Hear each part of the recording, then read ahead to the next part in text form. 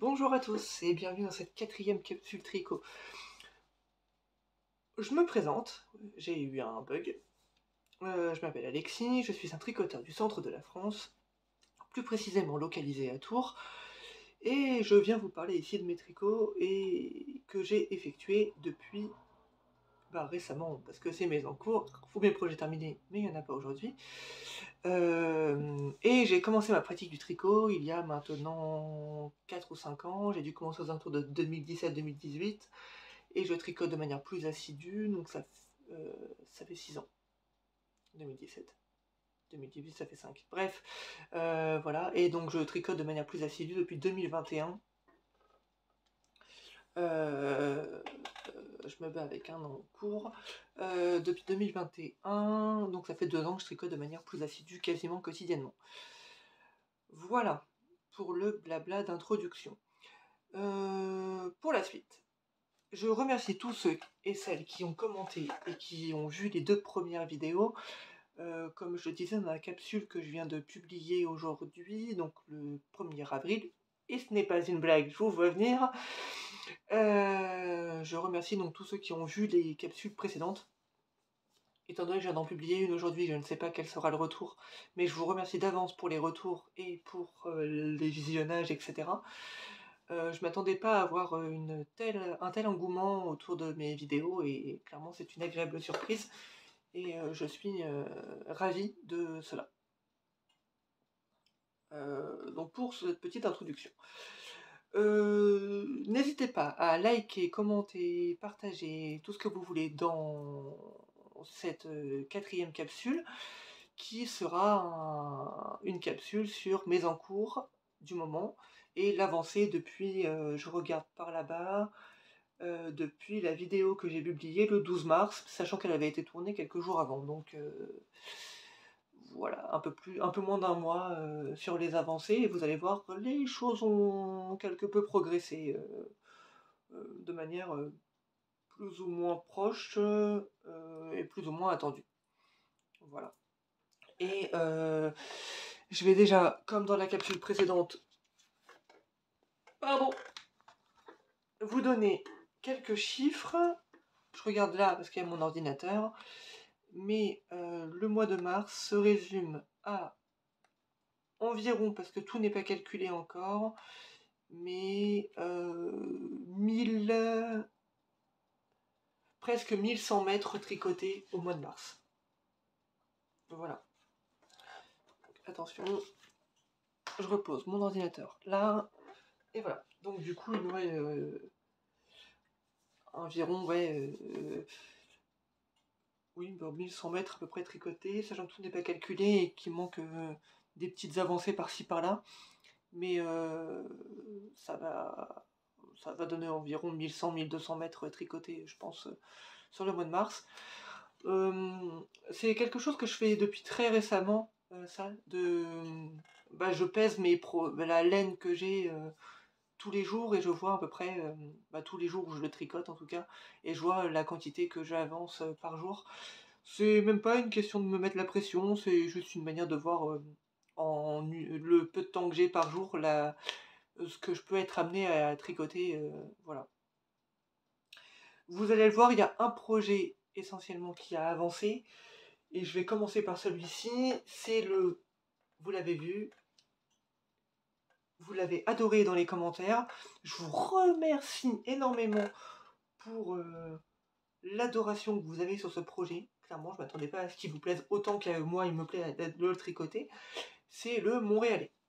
Donc je vous avais vu dans mon épisode précédent, j'avais toujours pas séparé le corps des manches, et j'en étais à l'endroit où il y a ce marqueur. Voilà, donc là vous voyez mon fil d'acrylique qui me sert à tenir les manches séparées du corps. Donc j'avais pas encore séparé le corps des manches, on était sur le devant du projet, voilà, et il a quasiment un corps terminé. Voilà, donc c'était le projet qui a le plus avancé sur le mois de mars, avec une avancée quelque peu fulgurante. Voilà. Donc là, je suis dans les côtes du bas du projet. Et je fais des côtes torse. Vous les verrez pas beaucoup parce que j'ai pas fait beaucoup de rangs. Je fais gaffe de ne pas perdre mes mailles, de ne pas perdre mes embouts. Tac. Si, là, vous les voyez bien. C'est des côtes torse. Voilà. Je les tricote. Je le tricote. Et j'ai oublié de vous dire ce que je portais, mais j'en parle juste après. Je le tricote toujours. Alors attention, bruit de boîte. En Flora et Baby Merino. Donc la Flora, pour ce coloris-là, c'est le coloris numéro 10. Il me semble que c'est un indigo de mémoire sur le site. Et c'est un 50 grammes pour 210 mètres. Je ne sais pas si vous verrez. Sinon, au pire, vous me croirez sur parole. Ou si vous la connaissez, vous savez. Et que je tricote avec une Baby Merino. 2 drops également. Le coloris 11. C'est un bleu clair de mémoire. Voilà. Pour ça. En termes de quantité tricotée. Je suis à la fin de ma 3e pelote de Flora. Donc il n'est pas terminé, il reste les manches et les côtes. Mais pour l'instant, je fais ma 3e pelote de Flora. Et en Baby Merino, donc, qui est une 50 grammes pour 175 mètres, j'en suis, excusez-moi pour le bruit de boîte métallique, où je range mes étiquettes de laine que je vous montre juste après. J'en suis à ma... Donc j'en ai tricoté 4. Et je suis sur ma 5e pelote. Voilà. Sachant que j'en avais 7. Et là, j'en avais 6. Donc, on va dire, je suis sur le bon bout et ça avance pas mal. Bruit de boîte, désolé. Et je la rends et je range mes étiquettes de tricot dans cette boîte Harry Potter qui était une boîte au champ. Voilà. Et j'ai l'habitude de ranger en fait depuis quelques temps, mais toutes les laines, toutes les pelotes de laine que je tricote, les étiquettes en tout cas, dans une boîte pour voir à la fin d'année combien j'ai tricoté. J'ai sorti de mon stash pour voir les avancées. Donc, pour ce pull, avant de le ranger définitivement et de vous parler de ce dont je parle, je récupère, comme j'avais fait dans le podcast précédent, je m'en mets dans mes fils, j'enlève le marqueur, pelote de laine qui tombe,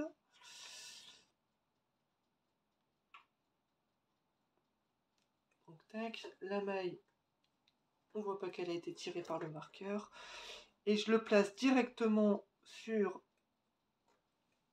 la prochaine maille que je vais tricoter. Donc vous voyez, j'ai relié une pelote il n'y a pas longtemps. Voilà. Mais elle me servira pour la manche. Voilà. Et donc, voilà, prochaine maille que je vais tricoter, il y aura mon marqueur de progression de Wool Bags de la box Harry Potter. Voilà.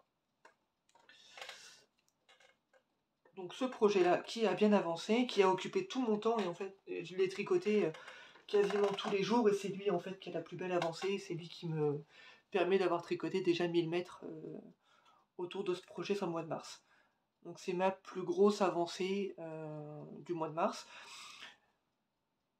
Je vais prendre celle-ci parce qu'elle est là, juste à côté. Je vous avais présenté dans un coloris Dauphine. Ah, mais elle est là. Je cherchais ma deuxième étiquette des chevaux, mais elle est là. Dans un coloris... Excusez-moi, de Ophildorus. Le coloris Terre du Nil. Ça, c'était mon four, excusez-moi.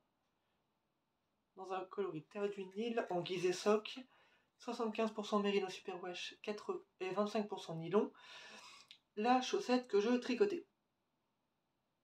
Voilà, donc avec un anneau en poule pour le milieu, un anneau marqueur pour le début, et le contrastant en jarol de Langarde, le coloris 830061. Voilà. Donc elle a bien avancé. J'avais pas encore fait le talon quand on s'était vu la première fois. Donc elle a un talon en rang raccourci, en point mousse, parce que c'est là où il y a le moins de démarcation et que mon talon est le plus beau. Vous verrez sur une autre chaussette que j'ai faite que c'est vraiment là où il y a le moins de démarcation. Et depuis, donc j'ai fait le talon lundi, donc on est samedi, et depuis j'ai tricoté un petit peu autour du pied, vraiment quand j'ai 5 minutes autour de ça. Voilà. Sauf ce matin où je me suis posé 1 heure dessus, et j'ai fait quelques rangs, mais j'ai dû tricoter 3 grammes ce matin autour de mon pied. Donc voilà, par contre j'ai des petits trous au niveau du talon, là. Je sais pas trop comment y remédier, si vous avez des astuces, n'hésitez pas à me les dire en commentaire. Mais donc voilà, ma chaussette qui avance, c'est Oui, c'est l'un des projets qui a aussi le plus avancé, mais c'est pas des avancées folles hein, sur les chaussettes et le reste.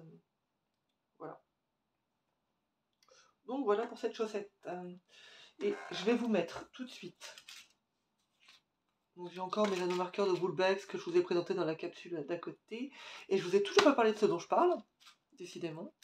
Donc je vais vous mettre tout de suite un anneau de progression. Bah tiens, ça sera celui-ci. Sur la prochaine maille que je vais tricoter.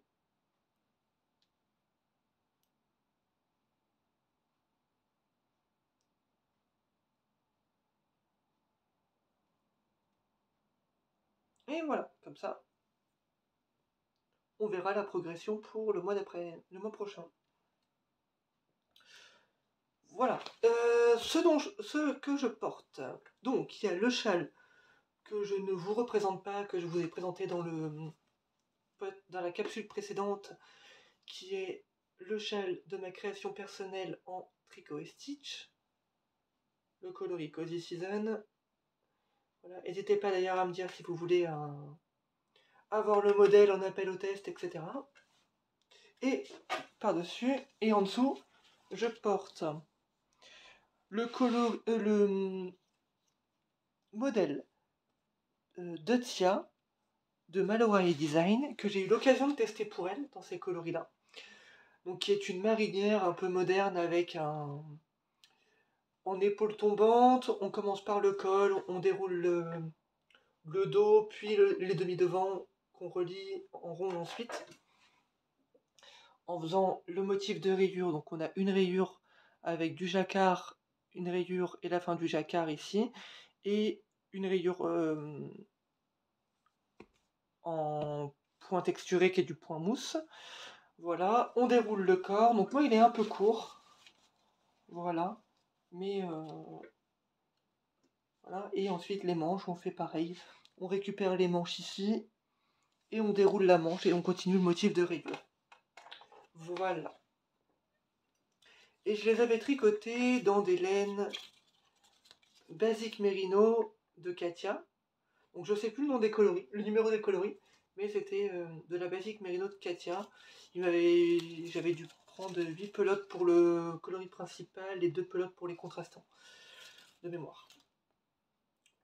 Pour ce projet-là. Donc je vais remettre mon petit châle parce qu'il fait froid. Bah, il fait frais. Et il est appréciable quand même. Parce qu'on est au printemps, mais il fait encore frais en ce 1er avril. Donc, pour ce que je porte, la suite des projets. Donc, autre projet en cours. Donc, je vous avais dit, j'avais une deuxième chaussette en la Madeleine, le club de janvier, qui était Irlande. Donc, qui était un beau vert nuancé. Voilà. Et que je faisais avec des contrastants en fil d'art. La fil Sokuni, le coloris Rennes de chez Fil d'art. Donc c'était un écheveau de 100 grammes hein, pour le Irlande. Voilà, et donc je vous avais placé un anneau marqueur là où j'en étais. Donc là il y avait le haut de la chaussette, le talon, et on en était là. Donc j'ai terminé le pied, j'ai commencé la pointe, mais j'ai pas terminé. Il doit me rester... je dois être sur le point de... Normalement, je suis sur le point de passer sur des doubles pointes pour finir ma pointe. J'aurais bien voulu vous les présenter dans un état justement sur les doubles pointes, mais j'ai pas eu le temps de me remettre dessus. Donc voilà l'avancée. Pareil, c'est pas une avancée énorme. Je vais enlever le marqueur et je vais terminer la pointe. Donc je vous montrerai la chaussette terminée la prochaine fois. Sachant que une fois que ces aiguilles-là seront libres, je vais vous présenter après la chaussette qui va prendre pour une deuxième la place. Et donc, je vais les transférer sur des doubles pointes de chez Prime. Donc, c'est des doubles pointes en plastique, en 3,5 parce que c'est ma taille pour les chaussettes. Et donc, je vais mettre, il y en aura 3 pour faire un rond pour ma pointe. Et il y aura la 4e pour tricoter ma pointe. Donc voilà pour la petite avancée sur ça, et qui va être terminée normalement dans les... Je vais essayer de la terminer d'ici quelques jours, que je puisse passer à l'autre, à ma 3e paire de chaussettes en cours, que je puisse la terminer. Et je sais plus si je vous l'avais expliqué dans le podcast précédent, mais au pire je vais le refaire. J'avais 3 paires de chaussettes en cours, et la première paire que je faisais, pas qu'elle me lassait, mais je voulais alterner et avoir des choses un peu différentes et variées sur mes aiguilles pour pas m'ennuyer. Et j'avais commencé une paire de chaussettes en... C'est emmêlé dans les fils de laine. Donc une chaussette en hobby, un coloris d'Halloween et en jarwol. Donc là vous voyez la fameuse... un jersey sur des chaussettes, et mon talon est affreusement moche sur celle-ci. J'avais bien réussi un, mais là, celui-là, voilà. C'est pour ça que je l'ai fait en point mousse, où il y a moins de démarcation, je trouve, pour moi. Voilà, donc une chaussette qui est terminée depuis quelques temps, elle a déjà été lavée et bloquée. Voilà. Et donc, j'étais dans un coloris 01 de Hobby. Donc la Hobby Halloween Sock Wool. Et c'était le coloris numéro 1. Donc c'est un beau violet, bleu marine, noir et orange à speckle qui s'alternent. Et de la Jawol, vous l'aurez deviné, bah, je vous l'ai dit en plus. Donc la Jawol Superwash 83 0022 pour le coloris. Donc pour la chaussette qui prendra en fait les aiguilles ici. Donc j'ai commencé des côtes et j'ai fini par le grafting au bout, des côtes torse, des côtes semi-torse 1-1, parce qu'on fait que la maille endroit en maille torse. On déroule la cheville, on fait le talon, on déroule le pied et ensuite le grafting. Et je vous mettrai dans la description le lien de la chaîne de See You Later Knits qui parle pareil de ces chaussettes, et parce que je fais exactement la même technique qu'elle pour les pointes. Là, je fais jusqu'à avoir 18 mailles sur chacune, entre chaque marqueur. Entre chaque marqueur ici, j'attends d'avoir 18 mailles. Je réduis jusqu'à avoir 18 mailles, et une fois que j'ai 18 mailles, je mets sur double pointe et je réduis jusqu'à avoir 10 mailles au bout pour faire le grafting et rabattre.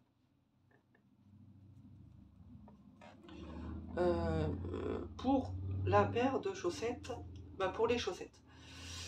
Mais le mois de mars est synonyme de chaussettes en trop grosse quantité, et il y a eu un moment où, pour le travail, je m'étais dit, oh, je vais emmener une chaussette à tricoter parce que j'ai envie de... Voilà. Donc, ce qui n'est pas arrivé.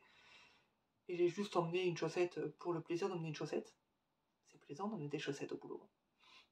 Qu'on n'arrive pas à prendre le temps de tricoter sur son temps de pause. Et je m'en suis emmêlé. Mon fil s'est emmêlé. Et donc j'ai commencé une petite chaussette, donc en faisant la même recette normale, sans me prendre la tête, mais sur des aiguilles légèrement plus fines, Donc pour tester ce que ça pouvait donner, et pour tester un rendu un peu différent. Donc j'ai pris des aiguilles 3 mm que j'avais, et j'ai pris 2 coloris de Tricot et Stitch. Donc un coloris ici qui est le coloris Sunrise Lounge dans sa base Merino Extra Fine 2-ply 75-25, et c'est une 425 mètres pour 100 grammes. Elle est un peu pliée, hein, l'étiquette, pardon. Donc qui est ce joli jaune un peu poussin avec des speckles marron. Voilà, qui sur le rendu tricoté est exceptionnellement bon. Voilà, vous voyez bien les nuances, le retour est parfait. Et j'avais pris en coloris contrastant le coloris Snapdragon dans sa même base, non, en extra fine fingering 85-15, 85% mérino, 15% nylon, 400 mètres pour 100 grammes. Et c'est le coloris Snapdragon qui est un écheveau de l'almanach de la tricoteuse de chaussettes. De quel mois, quelle année, je me souviens plus, mais je l'avais acheté à cette occasion-là. Et du coup, c'est ce beau orange violet nuancé qu'on peut voir ici. Voilà. Et donc, ça rend, je trouve, hyper bien. Voilà. Donc, vous avez le contrastant, le Snapdragon ici, et le beau coloris Sunrise Lounge ici, pour le coloris principal. Et donc, pareil, ce que je vais faire, c'est qu'en fait, j'ai une deuxième paire d'aiguilles en 3 mm. Donc, une fois que ma première chaussette sera terminée, je finirai donc avec le contrastant. Le principal deviendra contrastant et le contrastant deviendra principal. Donc Sunrise Lounge deviendra le coloris pour la pointe, les talons et les côtes. Et Snapdragon deviendra le coloris principal de ma deuxième paire de chaussettes. Et comme ça, j'alternerai entre les deux paires. Voilà. Et j'ai dû monter 68 mailles pour celle-ci, contre 60 pour les autres chaussettes, voilà, en 3,5. Parce que j'ai le bon échantillon et c'est ce qui me convient le mieux. Et c'est ce que j'apprécie le plus tricoter aussi en cette taille d'aiguille là. Donc pour cet épisode, c'est tout, j'ai fait le tour. Bientôt va monter je vais monter le Wannabe en... J'ai un écheveau juste ici.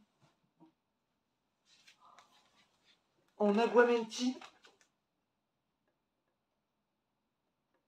de Arcoiris Yarn, dans sa base Dr. Wool, 100% Merino Superwash, 400 mètres pour 100 grammes.